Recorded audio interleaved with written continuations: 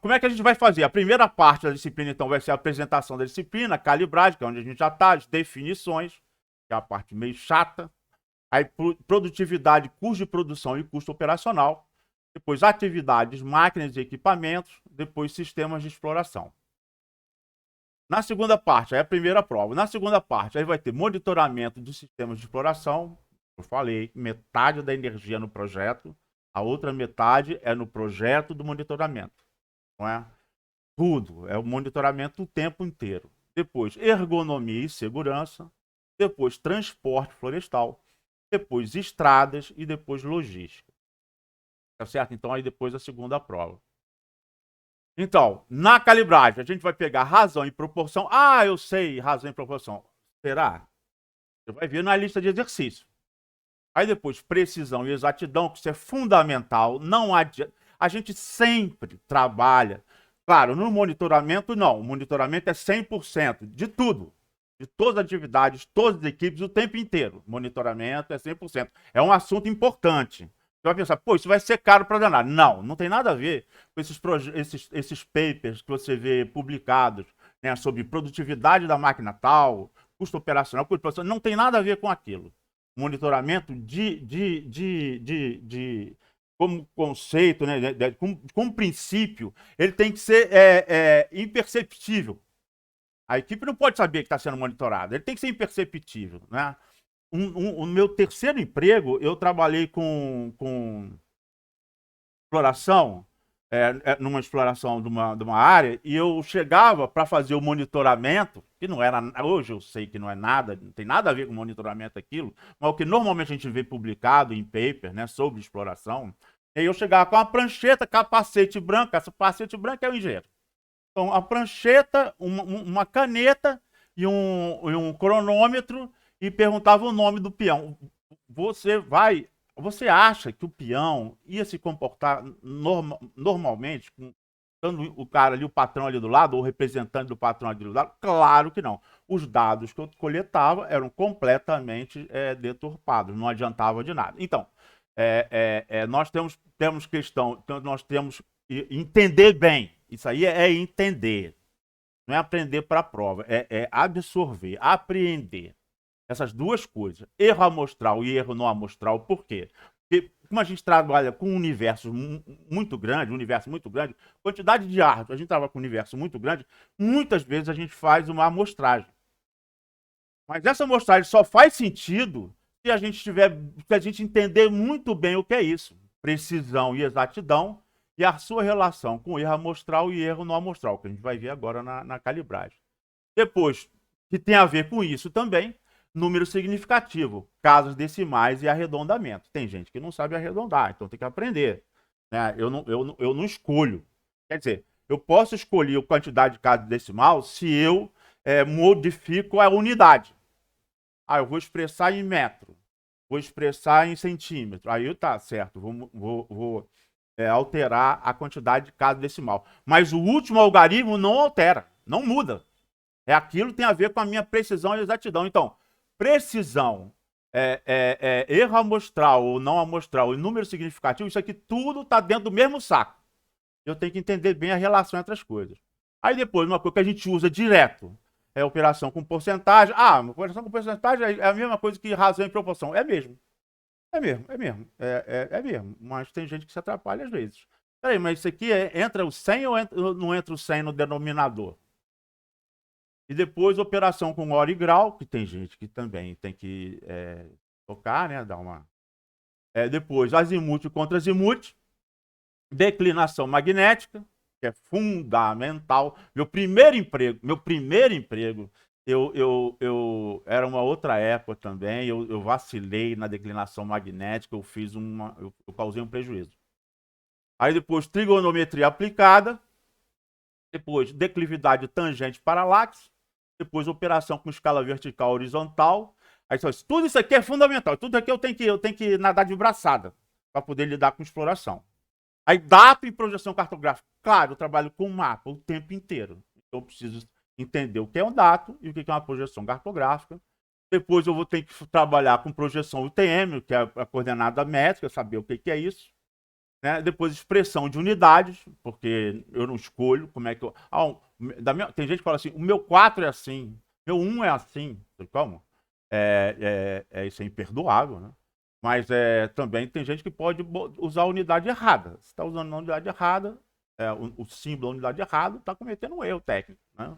Aí combinação, e a combinação a gente vai precisar lembrar ou aprender para poder entender o teorema do limite central e a distribuição normal e a distribuição T. A normal reduzida entra aqui só de gaiata, só para entrar, só para sair, né? Mas a distribuição normal e a distribuição T, que são fundamentais para eu poder mexer ali com precisão e exatidão, erro amostral e erro não amostral, números significativos, beleza? Então, a primeira coisa que eu vou fazer, quando eu vou trabalhar em algum lugar, eu fui convidado para trabalhar em algum lugar, ou quando eu estou lendo um texto, pode me interromper a qualquer momento, falou? Porque eu estou lendo um texto, eu tenho que me calibrar. Como? Eu vou fazer um inventário. Todo mundo fala que... Todo mundo fala não. Quando eu falo de erro amostral e erro não amostral, todo mundo pensa em inventário florestal. Tudo bem, a gente usa a distribuição normal, a inferência estatística, não é? Para o inventário. É verdade. Mas eu acho que a gente... Quando eu falo em distribuição amostral, amostragem, né, inferência estatística, seria muito mais importante você olhar exploração, colheita, do que inventário. Sendo que quando eu falo isso, quando eu falo exploração, colheita, o pessoal pensa na máquina, pensa em máquina pesada, pensa peão, máquina pesada e tal. E se eu falo em distribuição amostral, amostragem, para inferência estatística, a gente usa muito mais, ou deveria usar, muito mais estatística, amostragem na exploração do que no inventário. O inventário é só para tu avaliar lá a floresta, o que tem. Aquilo ali é uma das variáveis que entra. Enquanto exploração, você tem um monte de atividades e cada uma delas merece uma amostragem, estratificação, toda a teoria da amostragem, da inferência estatística. Beleza? Então, eu vou trabalhar num lugar. Você foi contratado, vai trabalhar no lugar. O que você faz antes de ir para lá? Vou preparar minha mochila, tá certo. Minha mochila, minha mala. Como eu tô falando assim, teoricamente, o que você faz antes de ir para lá? Você não pode chegar lá como um turista. Você quando as pessoas contratam, principalmente se for no Centro-Sul, nem tanto, mas precisa também, de qualquer jeito precisa. Mas se for em floresta natural, o que você precisa fazer antes de ir? Ainda no laboratório, como? Ainda na mesa, na prancheta. Alguém pode me dizer o que eu tenho que calibrar ou me aprontar? Dou-lhe uma, dou-lhe duas, dou-lhe três. Beleza. Então, primeira coisa, eu tenho que saber onde é que eu vou. Tá certo? Eu tenho uma floresta lá, estou pensando em exploração, estou pensando em manejo, seja lá o que for, isso serve para tudo. Serve para tudo mesmo. Então, eu tenho que pegar, a primeira coisa que eu tenho que pegar é aquele manual da vegetação, do IBGE, que descreve a vegetação. Eu devo ter num SIG já o shape com todas as variações de vegetação. Por exemplo, na floresta amazônica, por acaso eu só faço exemplo de Amazônia, tudo bem. Mas você tem floresta densa e floresta aberta. Já separou aí, densa e aberta. Sendo que a densa, eu tenho várias graduações. Tenho 5 graduações, até chegar lá embaixo, aquela floresta inundável, que a gente chama de várzea, inundável regularmente. E eu tenho também floresta aberta. São duas florestas completamente distintas. Quando você entra, você percebe. Floresta densa, fechada em cima. Ela é densa em cima. Como ela é fechada em cima, embaixo ela é aberta. Embaixo ela é aberta. A trena vai embora. A trena vai embora. A trena vai embora. O cara que está abrindo picada, bota a baliza lá e ele vai embora. Se você não prestar atenção, dependendo da floresta, se você não prestar atenção, você se perde. Você sai da picada, porque o cara não precisa cortar quase nada. Tem floresta assim também.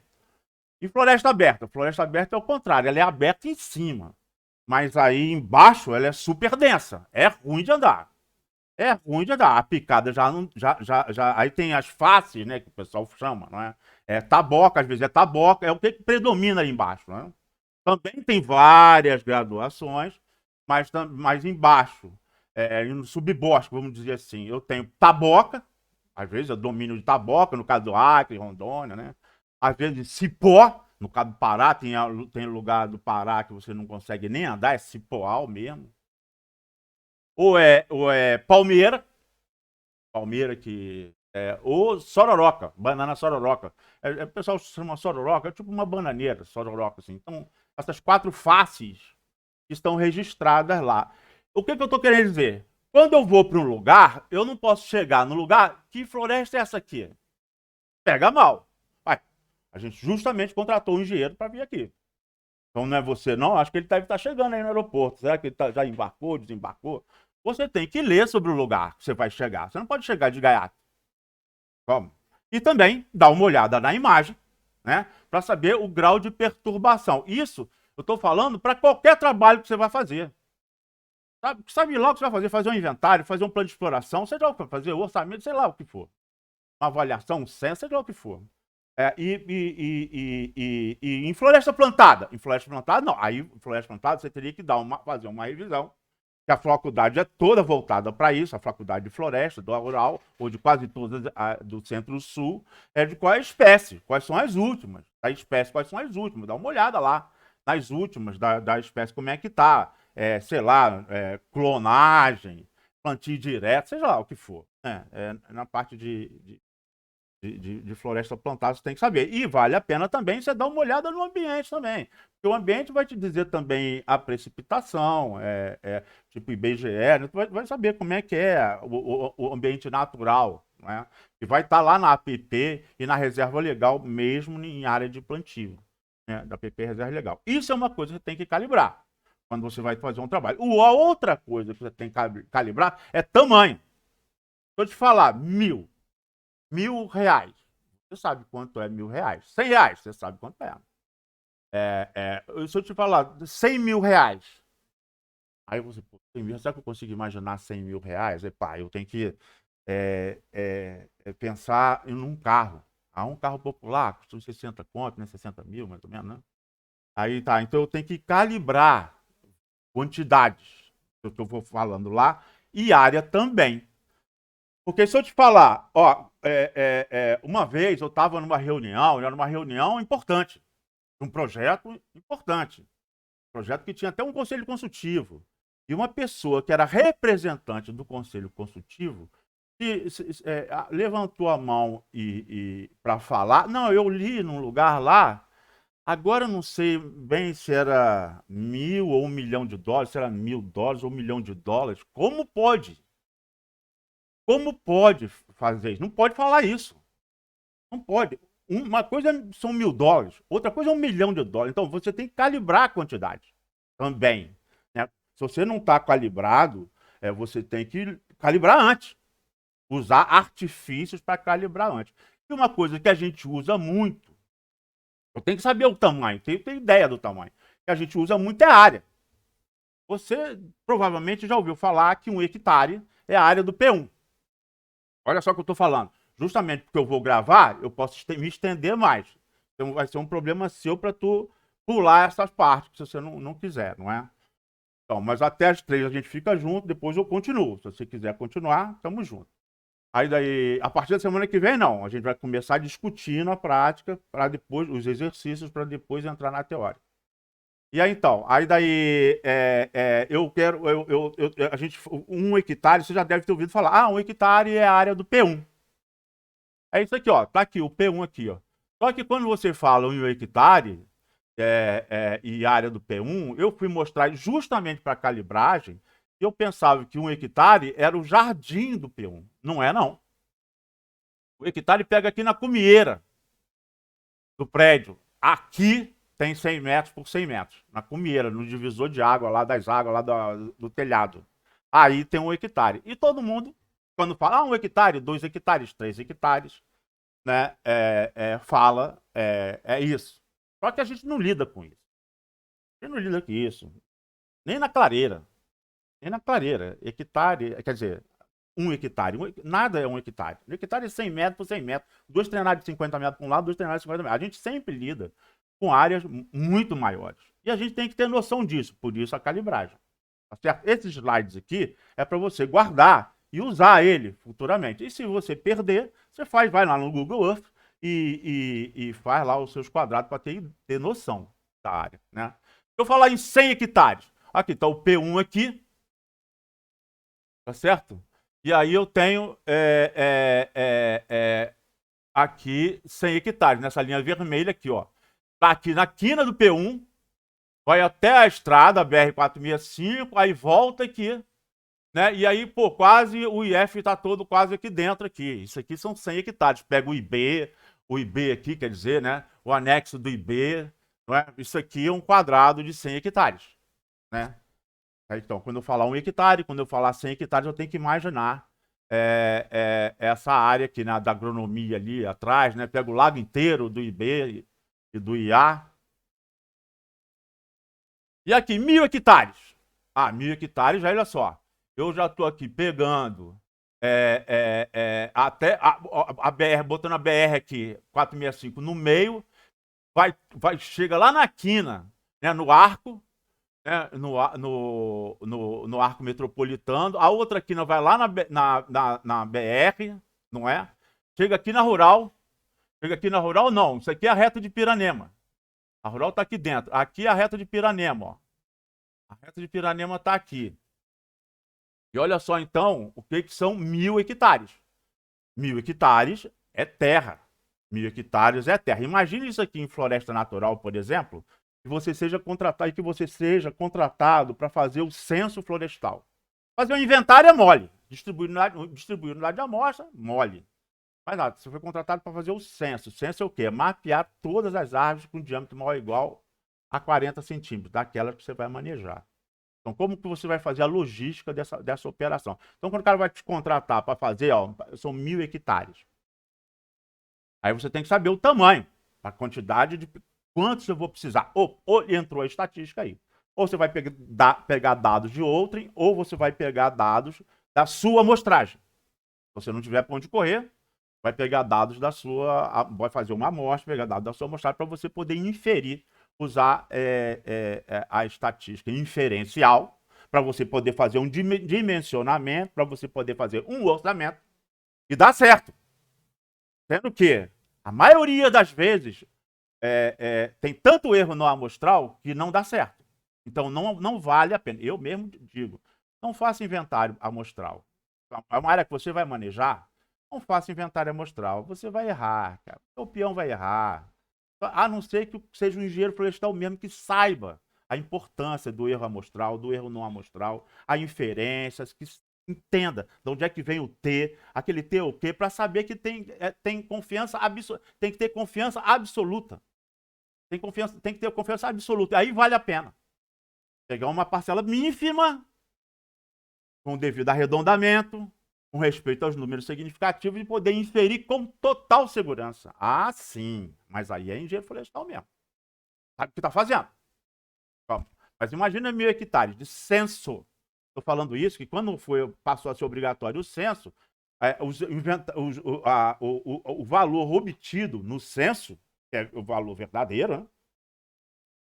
Que é censo, mesmo que tenha tido algum erro de medição, não importa, mas ali é super confiável. A média do censo não coube em nenhum inventário por amostragem na Amazônia inteira. Todos eles estavam com erro. Erro de amostragem. Erro não amostral. Erro de amostragem não, erro não amostral. O problema, certo? Mas pensa 1.000 hectares em censo. A logística, né, para você fazer. Aí eu vou te mostrar uma outra área, 10.000 hectares. Olha aqui, ó. Isso aqui é a Ilha do Governador. Tá certo? A área da Ilha do Governador, ela tem 3.000. Eu tenho uma cola aqui, eu tô olhando uma cola, não sei de qual não. 3.612 hectares. 3.612 hectares. Aqui estão 10.000 hectares. Então, maior do que a Ilha do Governador. Aqui são 10.000 hectares. E se você fosse contratado para trabalhar, fazer o censo florestal em 10 mil hectares, a sua perna tremeria? Tremeria, provavelmente, mas não é para tremer. Ia tremer só no primeiro. Só no primeiro. Depois, não. Por isso que você está se formando em engenheiro florestal.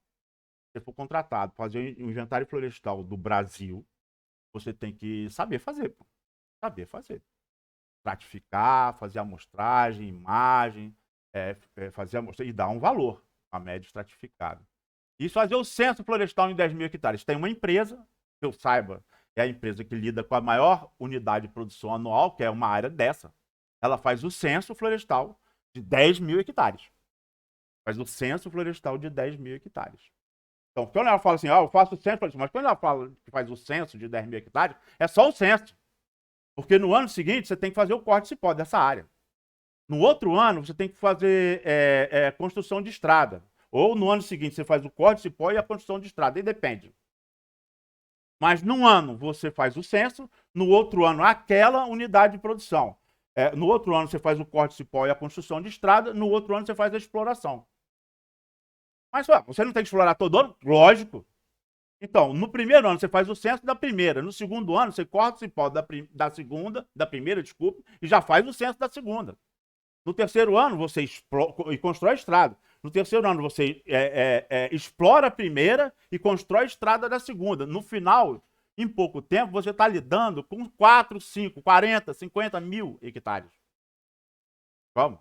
E aí você tem que ter o quê? Monitoramento, eventualmente, aí no caso aí já não faz mais sentido muito, não usa muito a amostragem. A amostragem você usou logo no começo.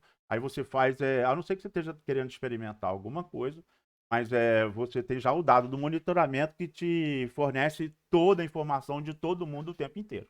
Tá certo? Mas aqui está 10 mil hectares. Certo? Então, quando eu falar assim, 10 mil hectares, você tem que correr na slide para fazer olhar. Dá mais de 3 ilhas do governador. E aqui, 1 milhão de hectares. 1 milhão de hectares. Aqui é um mapa do Rio de Janeiro, né? O Rio de Janeiro também tem a cola aqui. Eu posso falar 4.369.600 hectares. Ou seja, 1 milhão de hectares é terra. O Rio de Janeiro, o estado do Rio de Janeiro, tem um pouco mais do que 4 vezes isso. Tá certo? Pouco mais do que 4 vezes isso. Agora, se eu te falar que a reserva extrativista Chico Mendes tem 930 mil hectares, 930 mil hectares, quase 1 milhão de hectares, aí você fala, caraca, a reserva extrativista Chico Mendes é enorme. Verdade, agora você sabe mais ou menos o que é 1 milhão de hectares. Aí, não, mas peraí, mas eu quero saber o valor relativo. Quantas famílias tem lá? Aí eu vou te falar, tem mais ou menos 200 famílias, 200 e poucas famílias, 220 famílias. Ou seja, a pessoa que estava lá em Brasília, que deu uma canetada, que ficou olhando o mapa, que no mapa pode ser, um quadrado pode ser pequeno, pode ser grande. Eu acho que a pessoa que chegou lá, que rabiscou mapa lá, fez o projeto, não só a pessoa que fez o projeto, uma pessoa que autorizou, que virou decreto, ninguém tinha noção de área. Veja bem, qual é a população do estado do Rio de Janeiro? E agora só 1 milhão de hectares para 200 famílias, 200 e poucas famílias, 220 famílias. O que você acha? Vamos, e o resto? Quanto que você tem o direito? Não, eu quero uma parcela também. Opa, eu quero uma área dessa também. Para mim? Não é? Pior é isso não. O pior de fazer isso não ter política para tocar isso. Mas é só que muitas vezes você vai ver quem está em Brasília não tem noção de área. Você, como engenheiro florestal, como engenheira florestal, antes de você ir para o lugar, você tem que se calibrar. Tem que se calibrar na vegetação. Não vai chegar lá perguntando, e como é que a floresta aqui é legal? É muito mexido aqui é muito mexido? Não vai fazer isso. E também vai calibrar a questão de área também. Guarda essa ou então dá uma olhada nos slides lá também. Pega o manual do IBGE, dá uma lida lá. Vamos. É muito melhor do que chegar lá perdido. Beleza? Então, pá, isso aqui é calibragem. Calibramos área. Agora vamos lá. Razão e proporção eu sei. Provavelmente você sabe também. Talvez você saiba todas essa calibragem. A gente só está aqui aprumando, não é? Porque você vai precisar. Por exemplo, isso aqui eu sei. Por exemplo, aqui, eu tenho várias razões aqui. O que é uma razão? É uma fração. Posso expressar na forma de fração, né? Um numerador e um denominador. Aqui eu tenho 3 razões em cima e eu tenho 4 razões embaixo, não é? Em cima aqui tá, eu tenho 1 sobre 4. Eu posso expressar essa razão assim, e eu posso executar a razão. Então, 1 sobre 4, 0,25. Ou 1/4, tá certo? Aqui também, desculpe, 2 sobre 8. 2 sobre 8, se eu dividir 2 por 8, vou ter 0,25. Ou 1/4, tá certo? Se eu reduzir aqui, eu vou ter 1/4. Então, essas 3 razões aqui, 12 dividido por 3, 3 dividido por 12, aí eu vou ter também 0,25. 3 dividido por 12, 0,25. Então, 0,25 é a razão, né, dessas 3 frações aqui. Né? Então, eu digo que elas são proporcionais, porque o resultado é igual. Certo? O que isso me dá? Aqui tem outra. 10 dividido por 2, 5. 20 dividido por 4, 5. 30 dividido por 6, 5. 40 dividido por 8, 5. Opa, então aqui é só proporcionais. Qual é a utilidade disso? E eu faço isso o tempo inteiro. Tem a parte de inferência estatística, a gente vai chegar lá. Mas eu uso a razão e proporção o tempo inteiro. Se eu, no caso, vamos chegar lá, a gente não trabalha com média. Olha lá, é mesmo? É verdade. Você fez um inventário, uma avaliação. Estou antecipando lá na frente, só para valorizar aqui a razão aqui, proporção. Você fez uma amostragem. Aí o cara, puxa, cara, o inventário lá deu uma média de, para falar da Amazônia, deu uma média de 15 metros cúbicos por hectare. Uma média de 15 metros cúbicos por hectare. Não foi censo, foi inventário. Se você fala isso para uma pessoa, tudo bem, ela vai achar 15 metros cúbicos por hectare. Se você fala isso para um engenheiro, ele vai falar, e eu com isso, cara? Para que me serve essa informação? O que me serve a informação? E você vai ver isso mais lá adiante ali, quando a gente chegar lá em distribuição normal, distribuição. O que me adianta você me falar a média? Não me adianta nada quando a gente vê combinação também. Uma média, se é do inventário, se é de uma amostragem, seja do ciclo de uma máquina, só faz sentido se ela estiver acoplada a um erro amostral. Claro que ela tem que ter uma unidade, metro cúbico, árvores, indivíduos, não importa, hectare, não importa. Mas só faz sentido uma média, se é de amostragem. Se é de censo, não. Se é avaliação total, não. Mas se é de amostragem, não faz sentido nenhum uma média sem um erro amostral. Sem a medida do erro amostral. Que é para o intervalo de confiança da média da população. Você não quer saber a média do inventário, você quer saber a média do inventário para aquele que ele fez lá. Você quer saber a média da população, que é em cima da média da população é que você vai fazer a inferência estatística. Você vai dimensionar, você vai botar custo, você vai botar quantidade de equipe, você vai falar de prazo. E tudo isso você vai levar em consideração proporção. E para isso deu isso, então para isso tudo vai dar quanto? E aí é que está o erro amostral, a importância do erro amostral. Que você não pode usar a média. Você não pode usar a média. Você tem que usar, às vezes, você vai ver isso na exploração. A gente faz o tempo inteiro.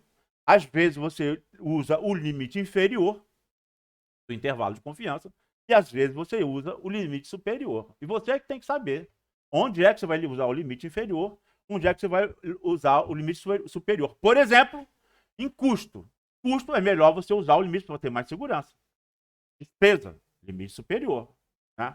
Pô, mas se estiver muito longe, opa, então você quer diminuir o erro amostral, para não ficar muito longe. A diferença entre o limite inferior e o limite superior. Né? Receita, limite inferior.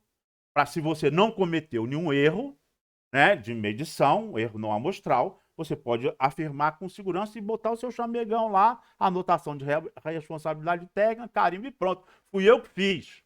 Eu que fiz, não tem erro não. Vamos. É isso. Aí razão e proporção a gente usa o tempo inteiro. Nem sempre a gente usa a média, valores médios, a gente usa valores inferiores, às vezes superiores, mas a gente usa a proporção. Por exemplo, Um homem-hora, eu vi lá que tem no limite inferior, um homem-hora faz no mínimo 200 metros de picada. Certo? E eu preciso fazer 800 metros de picada. Quantos homens-hora eu vou precisar? Isso aqui é mole. Isso aqui é mole. Isso aqui está dividindo, passa para lá multiplicando, não é isso? 800, né? Dividido por x, né? O que está dividindo, ou isso aqui está multiplicando, passa para lá dividindo. Tá certo? Aí eu perguntei uma vez na turma, falou assim, por que o que está dividindo passa para lá multiplicando? Aí alguém levantou, bravo, falei, porque é uma convenção. Não, não tem nada a ver com convenção. Você tem que saber o que é razão e proporção, se são razões proporcionais, tipo essas daqui, não é? Elas vão continuar sendo proporcionais se tudo que eu fizer de um lado, eu continuar fazendo de outro. Por exemplo, se eu multiplicar essa daqui por 2, tá certo? Essa aqui por 2. Eu tenho que multiplicar essa daqui por 2 também, para que continue sendo proporcional. Então, multiplicar essa por 2, eu tenho que multiplicar essa por 2 também, para ser proporcional. E aí, aqui é a mesma coisa, tá certo? No caso aqui, eu quero saber x. X aqui, ó. Eu sei que, por ser proporcional, o produto dos extremos, que são esses dois aqui, tem que ser necessariamente igual ao produto dos meios, que são esses daqui. Ou seja, 1 vezes 800 tem que ser igual a 200 vezes x. Pô, mas você está me ensinando o beabá? Calma lá. Calma lá. Um pouquinho só de paciência. Aí aqui, ó, você tem a razão, você tem a igualdade aqui. Produto dos extremos é igual ao produto dos meios, e você tem a variável que você quer calcular aqui. Tudo que eu fizer desse lado, eu faço desse lado também. Então, por acaso, se eu dividir isso aqui por 200, esse lado aqui eu dividi por 200, eu tenho que dividir esse aqui por 200 também para manter a proporção. Aí eu vou acabar isolando o x, 800 dividido por 200 vai dar 4. Então eu precisaria de 4 homem-horas para fazer 800. Eu faço de cabeça, sim, mas às vezes eu tenho proporções múltiplas. Quando é a razão só duas, assim eu sei fazer. Agora eu já sei que não tem nada a ver com convenção. Está multiplicando, passa para lá dividindo. Isso você faz na prática, mas você tem que primeiro entender. Para você saber onde é que está operando e o que, é que você tem que fazer. A única coisa que você tem que fazer para manter a igualdade é o que você faz de um lado, faz do outro. E acaba que, no final das contas, o que está multiplicando passa para lá dividindo mesmo. Mas não é convenção. É operação nos dois lados da balança, eu boto o peso, tem que botar o mesmo peso nas duas. Está equilibrado, eu boto o peso, tem que botar o mesmo peso nas duas, ou se eu tiro, caso de multiplicação, né? Como subtração também está valendo. Aí, ó, eu estou falando de proporções múltiplas. Eu estou botando lá, quantidade de equipe em tanto tempo, trabalhando tantas horas por dia, faz tal produto. Eu preciso de uma outra produção que é muito maior, que é a minha safra inteira, a minha colheita inteira. Aí eu quero saber, se eu botar tantas horas de expediente, eu modifico essas variáveis. Se eu botar tantas horas de expediente, se eu botar tantos dias na semana, o que eu fizer em cima, eu tenho que fazer embaixo também. Aí, insumo, no primeiro caso, que eu fiz para uma avaliação, para uma amostragem. Tá certo? O insumo A com o insumo B, vezes o insumo B, vezes o insumo C. Seja lá o que for. Hora de trabalho, sei lá, distância, sei lá. Aí daí, um insumo vezes insumo. Vezes insumo tem que ser igual a um determinado produto. E aqui eu quero um outro produto. Aqui é a minha safra total, um volume total. Aí eu tenho, aqui eu posso arbitrar, aqui eu vou mexendo. Eu vou mexendo aqui, deixo uma variável, né? Eu deixo uma variável aqui para saber quanto que eu vou precisar dela. Quantidade de gente, ou número de horas. Eu tenho que, ou posso alterar mais de uma até, não é? Posso modelando mais de uma, para poder, aí uma final vai ter que ser um valor tal que mantenha essa proporção. Então, isso vezes isso, vai ser igual a isso, e isso vezes isso, vai ser igual a isso. Logo, eu vou ter, transformei uma proporção múltipla, né, numa proporção simples. Né? Vou isolar o x, que eu boto de um lado, eu boto do outro também, que eu multiplico, divido também, e aí eu tenho um meu resultado. Certo? Tem uma outra forma de fazer também, de você ver se é diretamente proporcional ou não. E quando não é diretamente proporcional, você inverte. Mas isso às vezes às vezes você está cansado, está trabalhando, aí às vezes se você está fazendo isso o tempo inteiro, aí você fica com a manha de fazer. Mas se você não está fazendo isso o tempo inteiro, você pode errar. E como você não deve errar, claro que você vai errar sempre, um monte de coisa na vida. Mas tudo que você puder evitar para errar, você vai evitar. E aí fica mais fácil assim. Você só multiplica os insumos para dar um produto. Depois, no denominador da segunda razão, da primeira razão, você multiplica os insumos também, botando variável aquilo que você não sabe, que você quer calcular. E bota lá aquilo que você está estabelecendo, a quantidade total, volume total, qualquer coisa. E aí usa razão em proporção. Beleza? Se você não sabia, agora você sabe. Feito? A outra coisa que é muito, que agora razão em proporção é fundamental, a gente usa o tempo inteiro. Na engenharia florestal, na exploração florestal, a gente usa o tempo inteiro. Aqui a gente começa a entrar na engenharia mesmo, que razão em proporção qualquer técnico faz. Não é? Agora aqui, precisão e exatidão. Você pode decorar o que é, mas não tem a ver. Não tem a ver. Você tem que entender agora. Se você não entender, você tem que me interromper para eu explicar de novo. Você tem que aprender isso. Esse desenho aqui, por sinal, está no livro de Sebastião do Amaral Machado, que é o Papa da Dendrometria, né? É um professor titular da Universidade Federal do Paraná, não é? Quer baixar a cabeça para falar com ele. Ele escreveu um livro recentemente, mais ou menos, né? Sobre dendrometria, que ele fez um apanhado geral em dendrometria. Mas e ele usou esse exemplo aqui para falar de precisão e exatidão. Né? Precisão e exatidão. E eu vi que ele pegou isso do Rushtal, que é um classicão mesmo. Né? Rushtal. Que tem esse mesmo desenho aqui. Em prova, eu perguntava,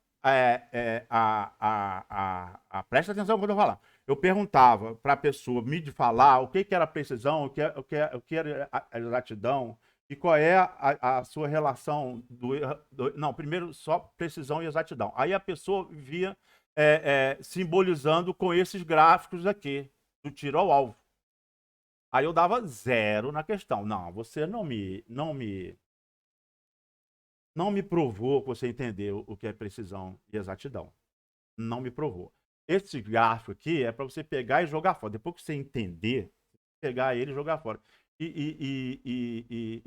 Eu estou botando que é um desenho clássico, mas só para mostrar que você pode pensar que entendeu o que é precisão e exatidão, né? E não entendeu. Tá certo? Aqui, por exemplo, eu estou tendo... esquece esses alvos aqui. Eu estou querendo fazer uma estimativa. Estou querendo usar a inferência estatística para fazer uma estimativa. Né? Eu faço uma avaliação. Né? Eu faço uma avaliação. Aí, dessa avaliação, eu posso apresentar eu uso a estatística descritiva. Aí eu falo da média, como foi o máximo, o mínimo, quantos tem, tal, como é que foi. Faço o gráfico, né?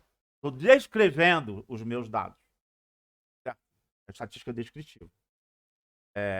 Para facilitar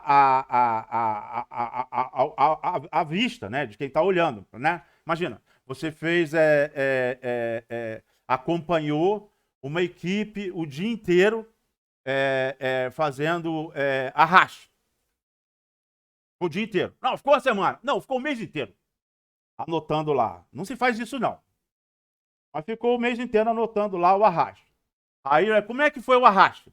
Aí você vai chegar, pega todas aquelas fichas de campo que você pegou, você anotou, registrou. Aqui, ó, foi assim, ó. Isso não me interessa. Não dá pra ver isso.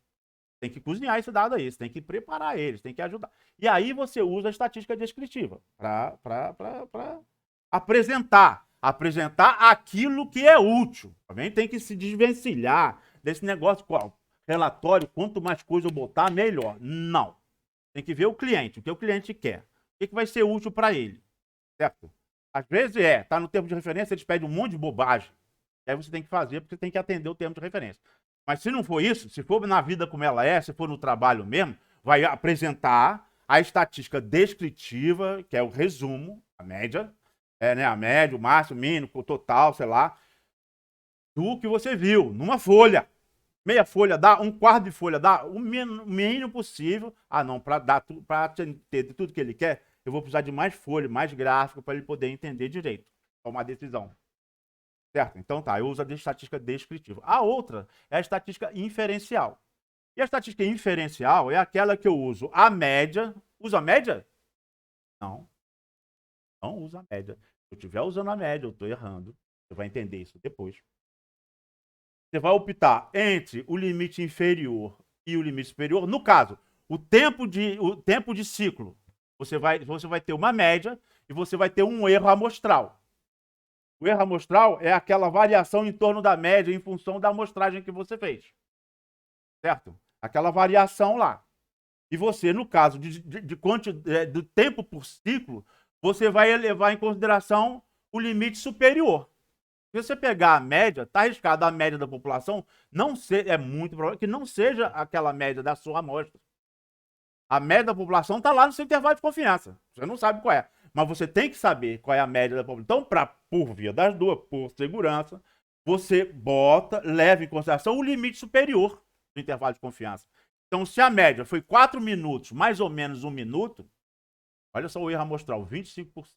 Mais ou menos 1 minuto, mais ou menos 1 minuto, não, o erro amostral com 1, então você vai levar em consideração 5. Vai levar 5 minutos por ciclo. Para você poder saber quanto tempo vai demorar. E dependendo desse tempo, dentro daquela janela que você tem, quantas equipes você vai precisar para dar conta do recado e não ter problema. Como? Tá certo? Então, e aí é que tá. Se você tem a média 4, não quero saber da média. A média é a média da tua avaliação. Eu quero saber o seu erro amostral. Como? Quero saber o seu erro amostral. Então, qual é o limite inferior, qual é o limite superior do intervalo de confiança onde a média da população vai estar lá dentro. A gente vai chegar lá no T. Que T é aquele negócio? Que diabo é aquele T ali?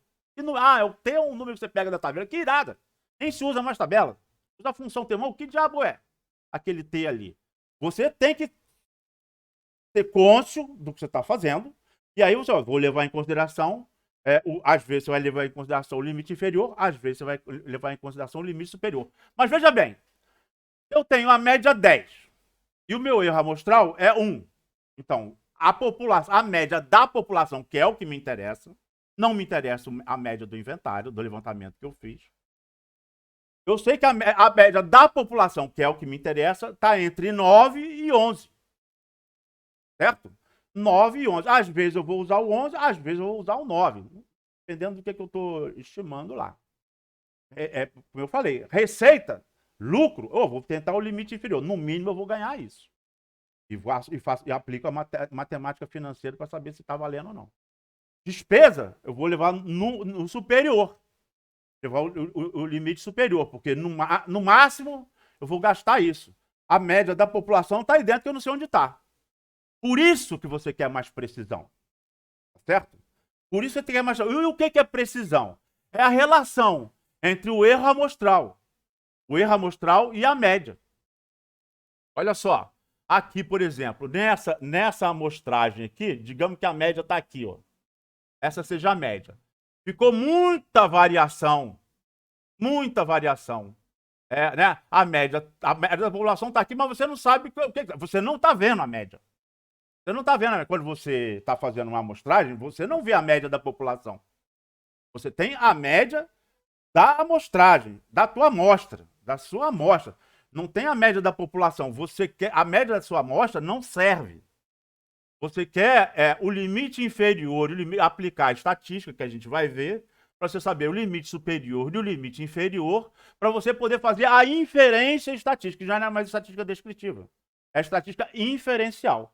Baseado na minha amostra, né, eu posso dizer que no mínimo vai ter tanto, ou no máximo vai ter tanto. E aí, você quer uma coisa mais precisa. Você não quer uma variação tão grande entre o maior e o menor, entre o limite superior e o limite inferior. Porque aí vira um futebol. Não dá nem para trabalhar. Não dá. Você quer diminuir você quer diminuir o seu erro amostral. Você quer aumentar a sua precisão. Tá certo? Então, aqui, por exemplo, eu tenho um levantamento mais preciso. Esquece o atirador. Esquece a média da população também, no momento. Aqui eu tenho uma média dessa minha amostra, tá por aqui. Né? E aqui eu tenho, esse meu levantamento aqui, ele é mais preciso do que esse aqui, ó. Do que esse aqui. Tá certo? Esse aqui tem uma precisão média. Esse aqui está menos preciso do que esse, e esse aqui está mais preciso do que esse aqui. E o mais preciso de todos é esse aqui, que é o que eu quero. Eu quero uma diferença menor possível entre o limite superior e o limite inferior, para que a minha amostragem se pague. Senão não vale a pena. Senão não vale a pena. Não, eu chuto. Eu chuto, sai mais barato. Vai lá e pega um levantamento de outrem, calma, é mais barato. Você vai fazer uma amostragem, então você tem que procurar ter uma precisão grande, certo? Ou seja, um erro amostral pequeno, certo? E esse erro amostral você calcula, é o tal do TSX, né? T, a gente vai ver o que é multiplicado, que tem a ver com a probabilidade, grau de liberdade, a probabilidade, né? Que a gente vai multiplicar pelo erro padrão da média. Pelo erro padrão da média de todos os levantamentos, se eu fizesse todos eles. Então, eu vou calcular o meu intervalo assim. Então, eu tenho que ter uma precisão alta para poder usar a minha inferência estatística com qualidade. Tá certo? Mas, isso eu estou medindo errado. Vou te dar um exemplo e talvez você caia nessa. Talvez você tenha que fazer o meia-culpa. Não precisa falar, não. Mas é muito comum. É muito comum pegar estagiário, aluno, como? Dá a ficha de campo, bota a ficha de campo na mão dele. Ixi, eu já me aborreci tanto com isso. Bota a ficha de campo na mão dele, ele não lê a metodologia. Isso aqui eu já sei que é DAP, altura comercial, tá? Isso aqui eu sei fazer. E aí tá lá o número da árvore, árvore número 1. Aí tá morta. Aí ele bota lá M. Onde tá nome vulgar, ele bota M. Bota M, cara. E ali, naquilo não está escrito M. Ali está escrito nome vulgar. Não existe nome vulgar morta. Então, morta é estado físico, está noutra coluna. Está noutra coluna. Opa! Vou voltar aqui nessa questão do erro não amostral, que é o que faltou. Né? E a gente vai dar agora 10 minutos de intervalo e voltamos. Tá beleza? Daqui a 10 minutos a gente volta.